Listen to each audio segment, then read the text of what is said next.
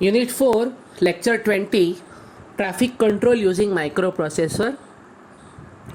After completion of this session, student will be able to describe traffic control using microprocessor. Topics to be covered: traffic control using microprocessor. આપણે અહીં traffic સિગ્નલની ત્રણ lights કઈ રીતે control કરી શકીએ microprocessor through એ આપણે સમજીશું.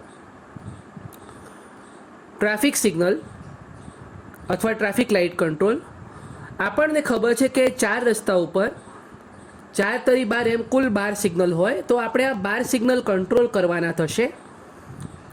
આપણને ખબર છે રેડ, યલો અને ગ્રીન એમ 3 સિગ્નલ હોય એટલે કે 4 રસ્તા છે, નોર્થ, ઈસ્ટ, વેસ્ટ અને સાઉથ. તો આ 4 એટલે 4 ગુણ્યા 3 એટલે કે 12 સિગ્નલ કંટ્રોલ કરવાના થાય. તો આપણે અહીં ગ્રુપ એ યુઝ કરીશું 8255 ઇન્ટરફેસિંગ માટે. એટલે કે ગ્રુપ એમાં આપણને ખબર છે કે પોર્ટ એ અને પોર્ટ સી અપર આપણે વાપરીશું. આપણને ચારેનું એડ્રેસ ખબર છે. પોર્ટ એનું એફસી, પોર્ટ બીનું એફડી, પોર્ટ સીનું એફઈ અને કંટ્રોલ રજિસ્ટરનું એફએફ. આપણે અહીં માત્ર પોર્ટ એ અને પોર્ટ સી અપર યુઝ કરીશું. કંટ્રોલ વર્ડની વાત કરીએ. આપણને ખબર છે પોર્ટ એ અને પોર્ટ સી અપર આપણે અહીં કોઈ પણ ઇન્ટરપ્ટ સર્વિસ લેવાના નથી. માત્ર એ સિગ્નલ દ્વારા એલઈડી અથવા તો ટ્રાફિક લાઇટને માત્ર કંટ્રોલ કરવાના છીએ. તો આપણે મોડ 0માં રન કરીશું. આપણે કોઈ પણ પ્રકારે ઇન્ટરપ્ટ અહીં સર્વિસ પ્રોવાઈડ નથી કરતા એટલે કે આપણે મોડ 1 હેન્ડશેક મોડમાં જઈશું નહીં. અહીં આપણે મોડ 0 યુઝ કરીશું. તો આપણે કંટ્રોલ વર્ડ જોઈએ. D0 છે 0 છે કારણ કે પોર્ટ સી લોઅર યુઝ થતું નથી. D1 છે 0 છે કારણ કે પોર્ટ બી આપણે અહીં યુઝ કરેલ નથી. D2 છે પોર્ટ બીનો મોડનો કોઈ ઇસ્યુ નથી. એટલે કે આ 3 બીટ છે આપણને ખબર છે કે આ ગ્રુપ બી રિલેટેડ બીટ છે.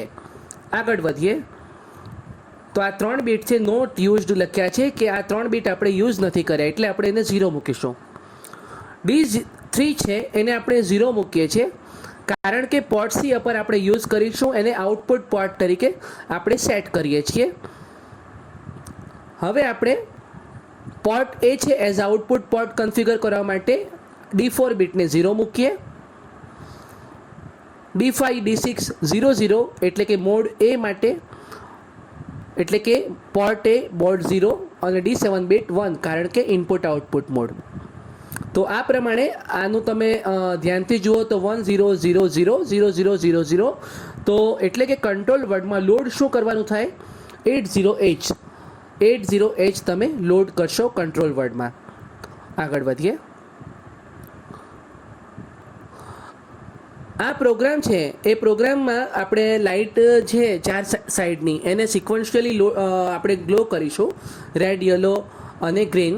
તો વચ્ચે ડિલે ઓપરેશન માટે ડિલે માટેનું સબરૂટીન રન થશે.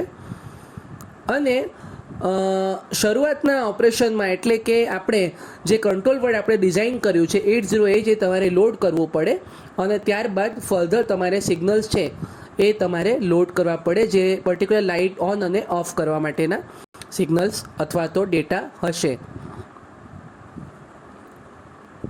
હવે આપણે ડાયાગ્રામ જોઈશું.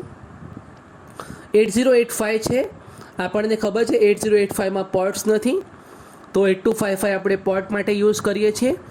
આ બધા જ આના સિગ્નલ્સ છે. આટલા સિગ્નલ્સ યુઝ થશે. આપણે ઝડપથી જોઈએ છે. ડેટા બસ છે, ચિપ સિલેક્ટ છે, A1 A0 છે અને રીડ અને રાઇટ ઓપરેશન માટેના લોજિક છે અથવા કંટ્રોલ લોજિક છે અને રિસેટ પિન છે રિસેટ આઉટ સાથે કનેક્ટેડ છે. અને અહીં 8255ના 12 પિન યુઝ કર્યા છે. જોઈ શકો છો તમે આ પોર્ટ એના 8 પિન છે અને પોર્ટ સી અપરના 4 પિન છે. તો આ પ્રમાણે આપણે આટલી પિનનો વપરાશ કરીશું. આગળ વધીએ. તમે જુઓ આ ટ્રાફિક સિગ્નલ છે અને આ તમારા નોર્થ ડાયરેક્શનની 3 લાઇટ છે જેને ટ્રાફિક લાઇટ છે આપણી. તો ટ્રાફિક લાઇટમાં 3 છે રેડ, યલો અને ગ્રીન. આપણે એને સિક્વન્શિયલી ગ્લો કરવાના છે નોર્થ, ઈસ્ટ, વેસ્ટ અને સાઉથ માટે. આ પ્રમાણે ચારે ડાયરેક્શનમાં આપણને સિગ્નલ્સ મળશે. તો આ જે લાઇટ છે એને આપણે રિલે થ્રુ એક્ટિવ કરીશું એટલે કે રિલે થ્રુ સપ્લાય મળશે. તો એક્ચ્યુએટિંગ સિગ્નલ રિલે થ્રુ આવશે. તો હવે આપણે સિક્વન્શિયલી બધી તરફ રિલે કનેક્ટ કરીએ. તો આ રિલે દરેક લાઇટ માટે રિલે હશે પોતાની. અને હવે આ પિન્સ છે, આ પિન્સ થ્રુ આપણે કનેક્શન આપીશું. તો 765 આ પ્રમાણે પી એટલે કે પોર્ટ એનું PA7 PA6 અને PA5 અહીંયા કનેક્ટ કરીએ. એ પ્રમાણે બાકીના પિન છે એ કનેક્ટ કરીએ. 432 આ તરફ, પછી PA1 PA0 અને PA7 સાઉથ તરફ આપીશું, અને PA6 PA5 અને PA4 એ આપણે ઈસ્ટ તરફ આપીશું. આ આપણો સંપૂર્ણ ડાયાગ્રામ થઈ ગયો. આપણે હવે એક લોજિક સમજીએ કે આપણે નોર્થમાં લેટસે કે આપણે ઓન રાખવું છે. નોર્થમાં આપણે લેટસે કે લાઇન ઓન છે એટલે કે ગ્રીન સિગ્નલ ઓન રાખીએ છીએ. એટલે અહીંયા PA5 ઓન છે કે એટલે PA5 છે ત્યાં 1 હશે, બાકીના 2 0 હશે. હવે સીધી વસ્તુ છે, જો અહીંયા ગ્રીન ઓન હોય તો બાકીની 3 સાઈડ રહી તો ત્યાં રેડ ઓન હશે, એટલે કે PA5 1 હશે. તો બીજી તરફ આ રેડ સિગ્નલ જુઓ તો PA4 1 હશે. આ તરફ તમે જુઓ તો PA1 ઓન હશે, એટલે કે 1 4 5 પોર્ટ એમાં. અને પોર્ટ સીમાં વાત કરીએ તો PA6 છે એ રેડમાં જાય છે.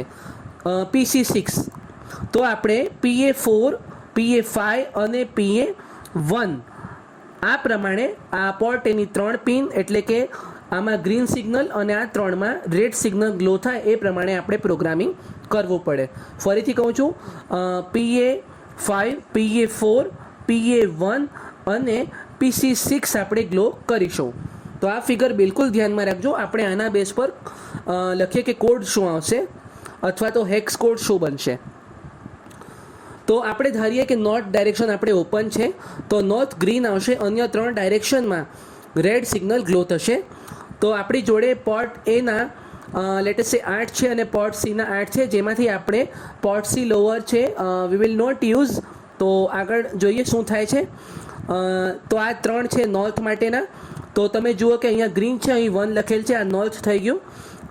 ત્યારબાદ આ 3 છે, તો આ તરફ તમે જુઓ PC6 ઓન છે, બરોબર છે. PC6 છે, PC6 ઓન છે, રેડ, બરોબર છે. પછી છે અહીંયા PA4 છે, PA4 રેડ ઓન છે, અને બીજી જગ્યાએ આપણે કહ્યું એ પ્રમાણે PA1 ઓન છે. અને PC લોઅર છે, પોર્ટ સી લોઅર છે, આપણે યુઝ નથી કરતા, એને 0 0 અઝ્યુમ કરીએ. તમે જુઓ આપણે વાત કરીએ પ્રમાણે નોર્થ ડાયરેક્શનમાં ગ્રીન 1 છે, અન્ય ડાયરેક્શનમાં PA4 PA1 અને PC6 એમ 3 રેડ છે. રેડમાં 1 છે, બાકી બધા 0 છે. તો આ જે કોડ બનશે આ કોડ આપણે લોડ કરવો પડે પ્રોગ્રામિંગમાં. તો ઉપર છે 0011 0010 32 હેક્સ નંબર, અને અહીં બનશે 01000000 એટલે કે 40 હેક્સ નંબર. આ નંબર લોડ કરવાથી તમારે પ્રોગ્રામમાં નોર્થ ડાયરેક્શન ઓપન રહેશે અને અન્ય 3 ડાયરેક્શન ક્લોઝ થશે.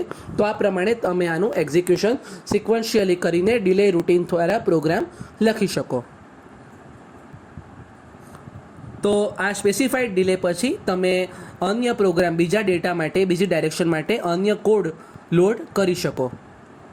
આપણે આજે શું જોયું? આપણે આજે traffic signal control using micro processor જોયું. આશા છે તમને ખબર પડી હશે. Thank you and keep learning.